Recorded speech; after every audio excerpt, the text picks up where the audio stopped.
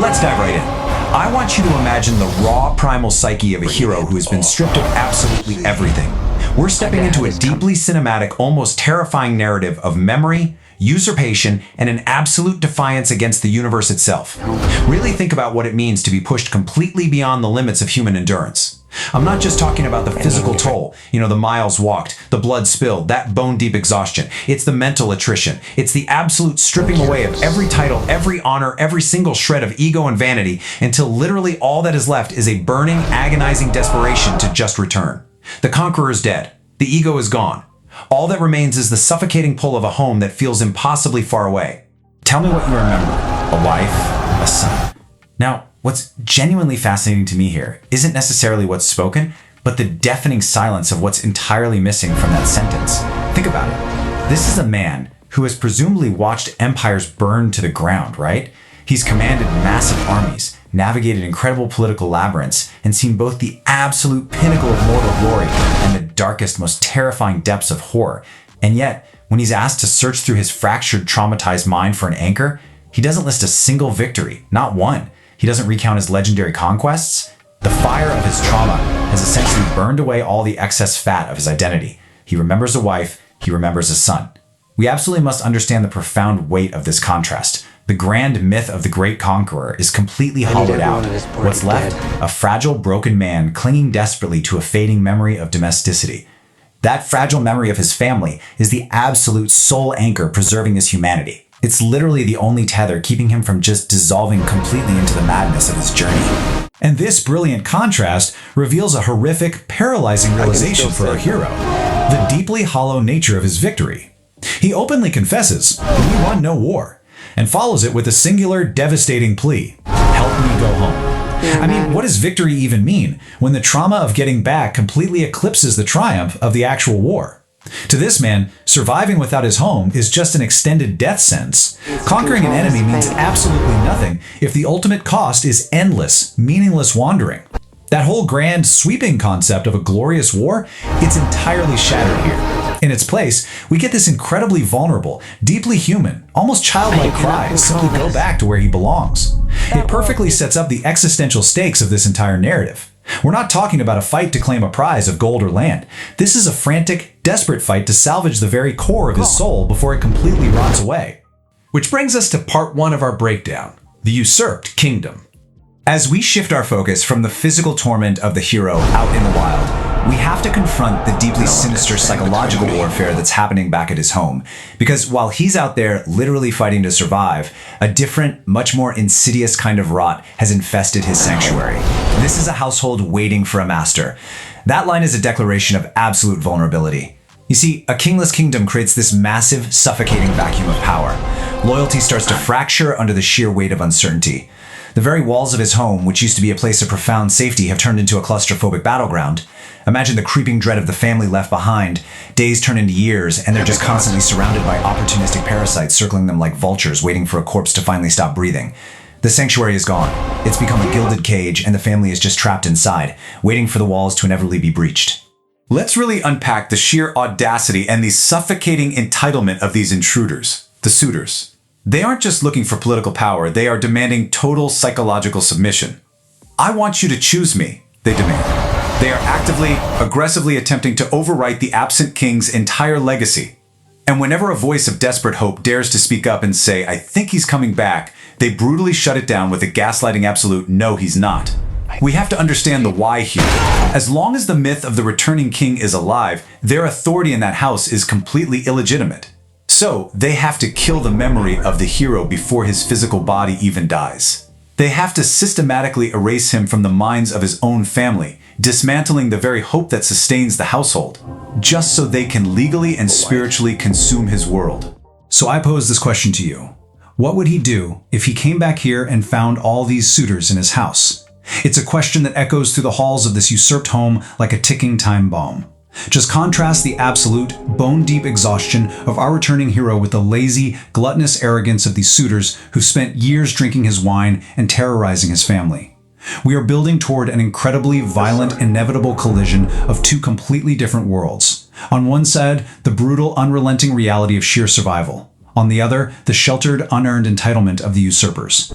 Imagine the uncontrollable, primal fury of a man who has bled, starved, and fought his way through absolute hell, only to finally reach his front door and find arrogant strangers violating his sanctuary, eating his wealth, and openly disrespecting his bloodline. This isn't just some hypothetical thought experiment. It is a simmering, terrifying promise of the violence that is about to erupt. And this rot we're talking about inevitably manifests into deeply targeted generational trauma. Listen to this. They're pining for a daddy you didn't even know, like some sniffling bastard who's looking after your wife and son. How exactly does hearing your legendary father reduced to a sniffling bastard rot the developing mind of a child? Well, it's a calculated surgical strike. It's a deliberate, vicious attempt to completely shatter a son's faith in the protector of his bloodline. By demeaning the legendary father, these usurpers are actively trying to destroy the myth of the patriarch in order to break the spirit of the heir. That is the tactical nature of their cruelty. It's not just a random insult thrown around, it is a strategic assassination of hope. They know perfectly well that if they can just kill the son's belief in his father's return, that last line of spiritual defense falls and they seize ultimate, uncontested control of the whole shebang. Now, let's pivot and look at part 2, the promise of vengeance. So all that calculated psychological cruelty, it backfires in the most spectacular and terrifying way imaginable. We get to witness this massive cinematic turning point where the profound sorrow of a lost father violently transforms into an ironclad promise of absolute retribution. Do you see my dad is coming home, bringing vengeance, bringing it all. This is a staggering shift. This isn't just a little boy's naive, weeping hope for a family reunion anymore. The boy who was being psychologically tortured has now fully embraced a terrifying certainty. His hope has calcified into a dark, unyielding prophecy.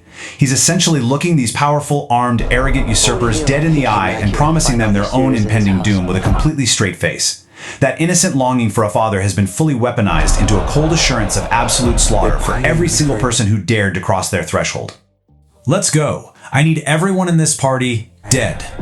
I want you to dwell on the chilling, absolute coldness of that statement for a second.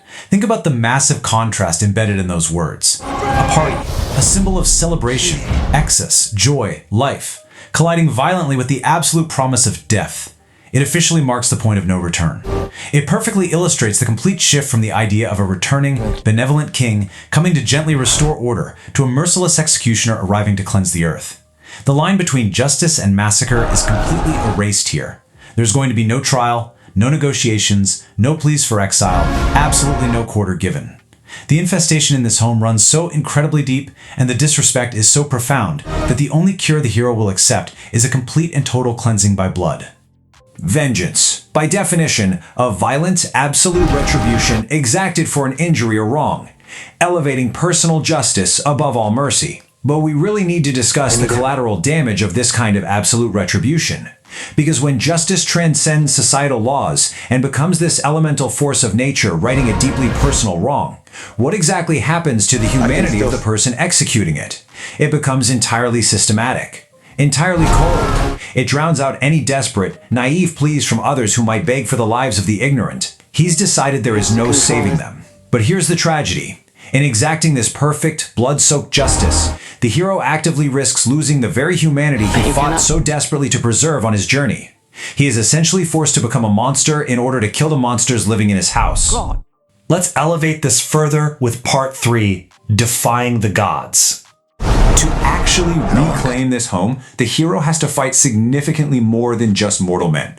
The whole narrative elevates here. It goes from a domestic dispute over a stolen kingdom into a massive, literal cosmic struggle. It becomes a war between sheer human willpower and the unyielding dictates of destiny itself. You're a man who needs to control his fate. Now, in a world ruled by supreme powers, angry deities, and predetermined destinies, demanding control over your own life is the ultimate act of rebellion. It's the ultimate character arc, really. A mortal man looking at the scriptwriters of the universe and flatly rejecting their draft. He possesses an absolute refusal to be a pawn on their cosmic chessboard.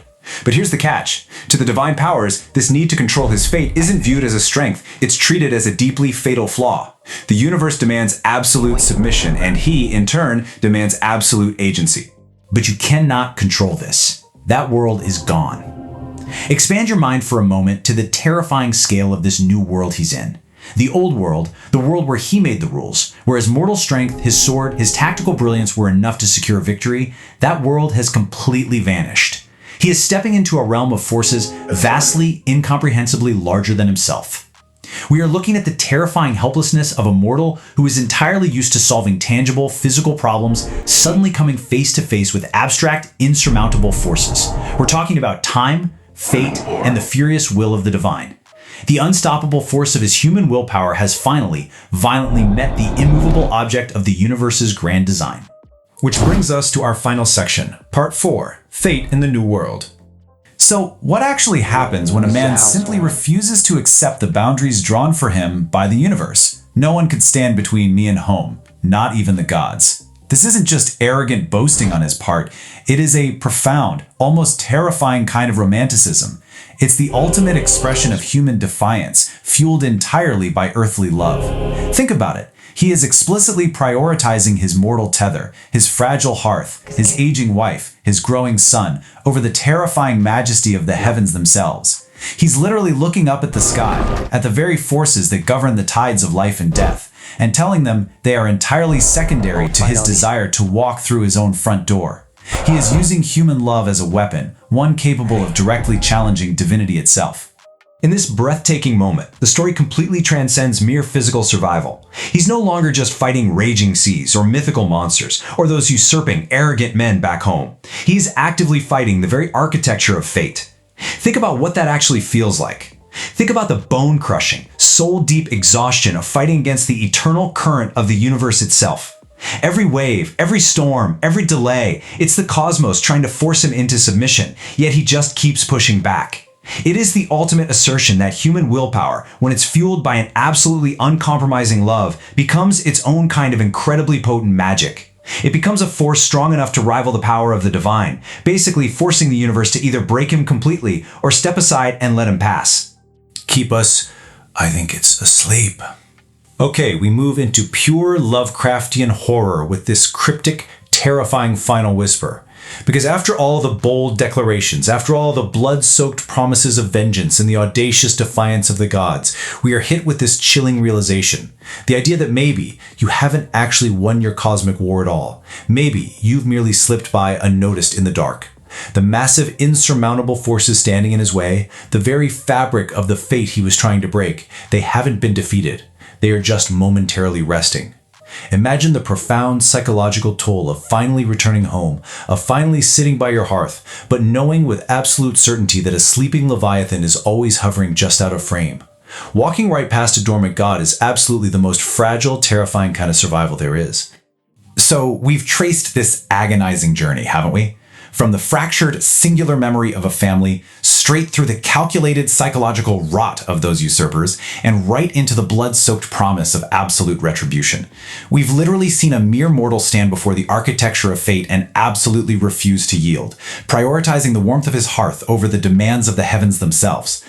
But as the dust finally settles, and as the blood dries in the halls of his reclaimed kingdom, a really haunting silence remains. The Leviathan is only resting. So I'll leave you with this. When a mortal declares war on destiny to reclaim his home, what happens when the cosmos finally wakes up?